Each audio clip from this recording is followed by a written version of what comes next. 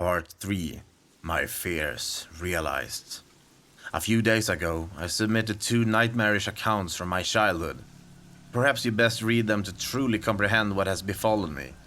I had been compelled to silence, gripped by the irrational fear that somehow, even after all these years, should I speak of it, that those things would seek me out and once again wreak havoc on my life. In the name of science and reason, I confronted those fears and set out to vanquish those tormented memories once and for all by sharing them with others, exposing them for what I believe they were, the delusions of a troubled child. I have held on to my skepticism and rationality for dear life. I have allowed them to define me. But this morning I was presented with verifiable physical evidence. Evidence of what I do not know, but it cannot be ignored. And it seems strange to me that the last few days have been so tainted by apprehension of misfortune and finally breaking my silence that I can no longer rely upon entirely conventional explanations. In the wake of sharing those traumatic experiences I had as a child, I have been plagued by an overwhelming sense of unease. Initially, I attributed this to the fear I had experienced in simply recounting and reliving those terrible events in my mind. But as the days passed, it felt like so much more. A feeling of impending doom consumed my every thought. While sleep came to me, rest did not. Each morning I awoke, my nerves on edge, as if deprived of sleep for an age. Nothing overtly frightening happened during the first few nights. No visitation, no unwelcome bedfellows, no wheezing breath reaching out from the deep within my bedroom walls. But I had that distantly familiar feeling of not being alone. Not to misunderstand, I did not sense someone in the room with me. I did not hear, smell, or fear anything remotely supernatural. But throughout my days and nights, I have sensed something subtle, almost on the periphery of my awareness. A feeling that something is on its way, something is coming. Like the first few stagnant blasts of air from a subway tunnel, heralding the arrival of a lurching, unstoppable monstrosity, surprising, yet expected. My sense of unease grew with each passing day, pushing its way under my skin, deep into my mind like some form of cancerous infection. I tried to focus my attention on various writing projects in a vain attempt to fill my mind up to the brim with other thoughts, hopefully leaving no room for those contaminated memories. But those thoughts came to me nonetheless. My anxiety gained momentum until I could think of nothing else. I had to do something. I had studied psychology for years at the university. With this, I knew that anxiety is often the result of loss of control, and that one of the most effective ways to combat it is to empower oneself. This is what I intended to do.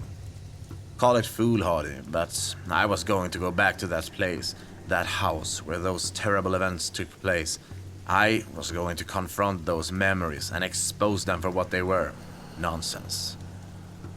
It was an hour's drive to my old home, but it was one filled with elation. I was confident, at ease, happy. I was in control now, and nothing was going to get in my way of showing that the place I had feared my entire life was nothing but an average, humdrum, harmless little suburban house. Gleefully negotiating the country roads and then motorway, finally I made it into the city. Gradually the streets began to take on a familiar appearance. Memories of playing in that neighborhood came flooding back to me. A play park with my favorite slide, an ash pitch where we used to play football, my schoolyard filled with hide and seek and friendships long since abandoned, but never forgotten.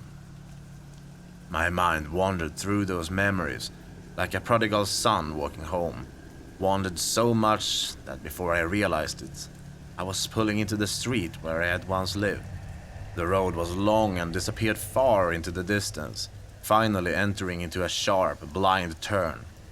It was an old neighborhood and had been planned and built long before the advent of the car. This was evident by the narrowness of its roads, creating a strangely claustrophobic feeling. as if the houses on each side rose up, leering at passers-by. I slowed my speed and cast my eye over each house that I passed. It was a uniform place, with every house looking not dissimilar. My heart suddenly began to beat faster as a cold chill crawled up my spine. There it was. There was the house. It was late afternoon and the street was quiet, almost lonely. I stared at that little place, wondering how such an ordinary home could have instilled so much fear in me. I had initially intended to only look at the house from afar, confirming it to me as a material construction, entirely explicable and removed from anything uncanny. But as I parked, I took a deep breath, and before I knew it, I was out of my car walking towards that old metallic gate. Its once bright floral shapes now darkened by age, flaking deep green paint, revealing nothing but dust beneath. I ran my fingers over its uneven top, and with a subtle gasp, I pushed it open. Walking along the path, I was shocked at how disused the garden was. I thought to myself how much of a waste of a good lawn it was, which was all but obscured by a thick mosaic of weeds and other invasive species. But as I neared the house, I realized why. It was unoccupied. Once again, a shudder crept through me, but as my anxiety rose up, I crushed it with my rational mantra. The simplest of explanations is usually the correct one. I assumed that due to the current economic climate, that the house had probably just been on the market for some time, and that the owner wasn't too aware of the old sentiment that the first bite is with the eye. But as I looked around, I could see no for sale sign, nor one to let. It genuinely seemed as though this house had been forgotten, abandoned, and left to rot. The windows at the front of the house were filthy and, as such, almost impossible to see through. But as I wandered around the back of the building, I could see more clearly inside. I would have imagined that a house such as this would be empty, but on the contrary, it was entirely occupied. Occupied by the trappings of a modern life. I could see a television sitting in the living room corner, a coffee table with magazines strewn across it, various pieces of furniture sitting as if ready to be used, and a couple of coffee cups sitting on the windowsill still full, covered in mold. I would have thought the house was lived in if it was not for a thick layer of dust laying over everything, accompanied by the occasional spider's web. It seemed as though the most recent occupant had left in a hurry and never returned. Clambering through a sea of waist-high grass and bushes, I eventually arrived at that innocuous little window at the back of the house. The very sight of it frightened me, but this was mere memory and not a strange feeling of being watched from within, as I experienced as a child. Peering in, the room looked eerily familiar. I suppose there is little that can be done with a room so small, so oddly narrow. But through the dirt-covered glass, the room looked almost unchanged from when I had slept in it. A bed, a set of drawers, and what looked like an assortment of toys on the floor. A profound sense of anger washed over me momentarily, but I shook it quickly from my mind. The room was clearly that of a child's, and the thought of that thing harming another innocent filled me with contempt for such a thought. And within me swelled the desire to protect any child from such an abomination.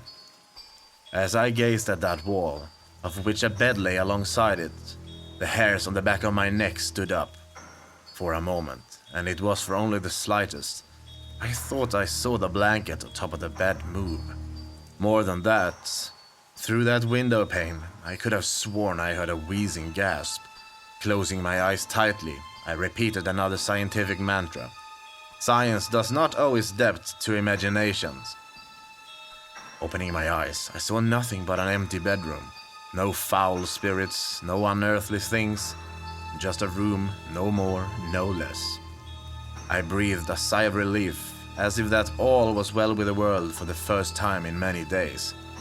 You may think that it was wishful thinking, but I genuinely felt that I had shown myself that there was nothing to be scared of other than my overactive imagination.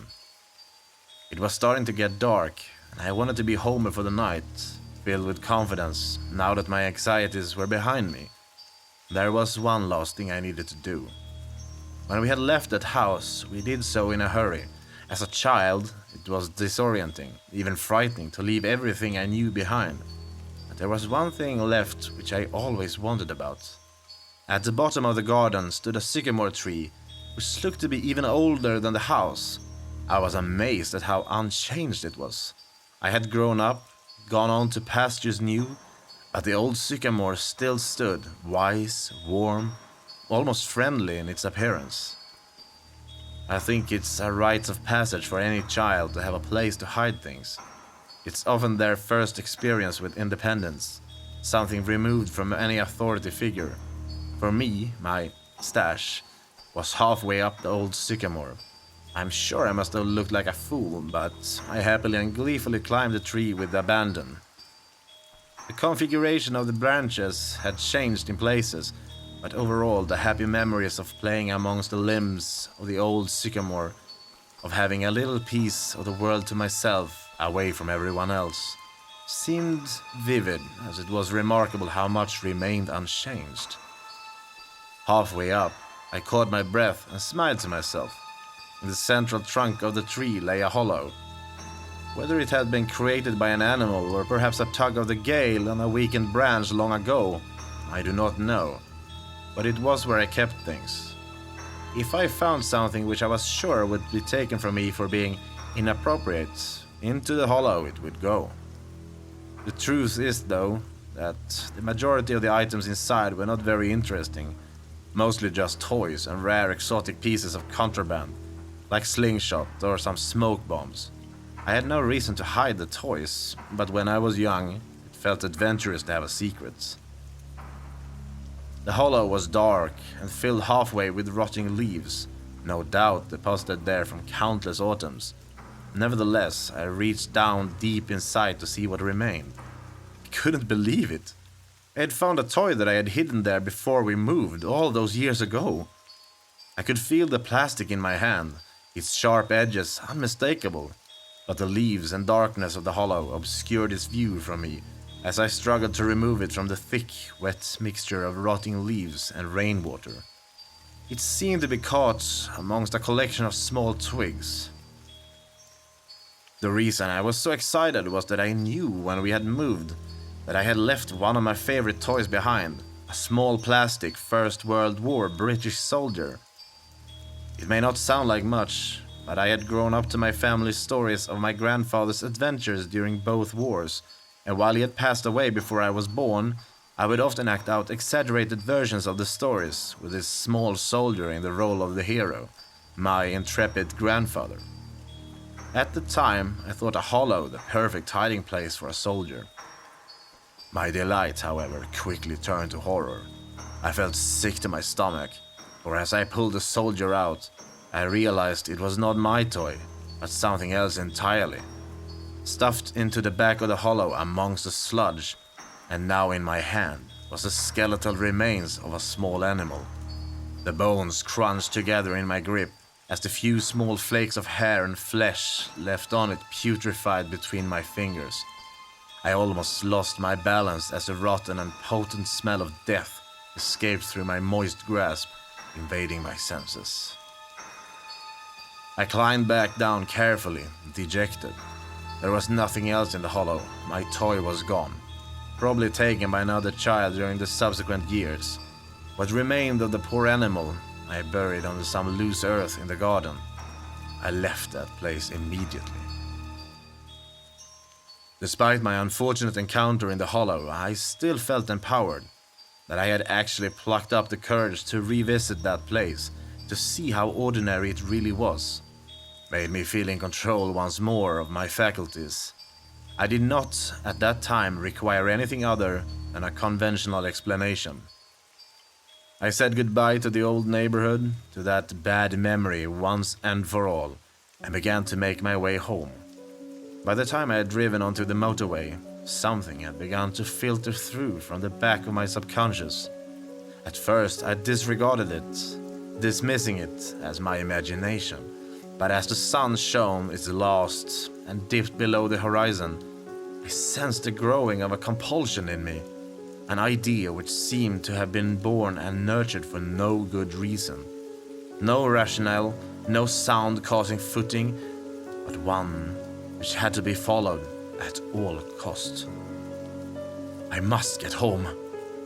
I increased my speed, zipping sporadically between the slower cars on the motorway, looking in the rearview mirror, keeping an eye on what might be following. I had to get home. Again, I drove faster, constantly looking behind, as if racing some unseen pursuer. 70, 80, 100 miles per hour. I tore along the road. I beeped. I yelled. The sweat lashed off of me. What was happening to me? Please just let me go home. White-knuckled, I finally made it off the motorway and onto the country roads, which would lead directly to my town. The roads were narrow and wound around the now bleak and ominous countryside. Darkness seemed to blanket the road in front of me. I turned my full beam on and breathed a sigh of relief to see a bright light again, even if artificial. The manic anxiety which had seemed to grip me on the motorway appeared to have diminished. However, I still glared into the rearview mirror more often than I should have, just to make sure that there was nothing following me. What a ridiculous thought. To think of something chasing my car, to put myself and others in danger by speeding down a busy motorway. Madness. Still, madness or not, I had felt compelled to get away as quickly as possible, and even though I had managed to collect my nerves, the loneliness of the road I was on fueled my yearning for my own town, my own street, my own bed. Nervously, I traversed the web-like winding roads which seared through the countryside, feeling relieved at the first sign of a lamppost of civilization and of the boundaries of my town. I pulled up outside of my house, switching the engine off, and sat for a moment in silence. I had to stop all of this nonsense. Things coming out of walls, watchers smothering me at night, looking into someone's window like a prowler. All of this was lunacy. Tomorrow, I would start afresh. No more writing about my childhood experiences, no more reliving of dread-filled nights. Just getting back to normal, carrying out my work, spending time with my girlfriend, and most of all, reaffirming my belief, faith, and confidence in science and rationality. Then the thing in the back seat leant over, grabbed me by the shoulder and breathed a foul, rancid breath from deep inside its lungs down the back of my neck. I scrambled for the door, my arms flailing around, looking for the lock. Fear possessed me, shook me. A fear I remembered all too well. A fear from all those years ago, lying awake at night in that sickening room. The inside of the car had grown much colder, but that was nothing compared to the icy fingers burrowing into my shoulder. I honestly thought I was going to die, that this thing would finally get its way after all this time. The door handle popped in my panicked grip, and I fell out of the driver's seat onto the pavement. For the briefest of moments, I thought I caught a glimpse of something in the back seat. Vague, the form of an old man, yet twisted and distorted, grinning from ear to ear. Luckily, there was no one around, and had there been, I would have appeared a mad fool, for the car was empty. I grabbed the keys from the ignition and booted the door shut with my foot, locking it for the night. I staggered down the path and into my house. I'm not going to lie to you, but I drank myself to sleep last night. You may recall that I said I had evidence, actual physical evidence of something unnatural. You might be wondering what that evidence is. Well, I could say that it was the marks on my shoulder that made me shudder with fear, or I could tell you that my bedroom window lying prized open this morning by what looked like claw marks had left me dreading tonight, or any other, but no. None of that scared me as much as what I saw today upon waking.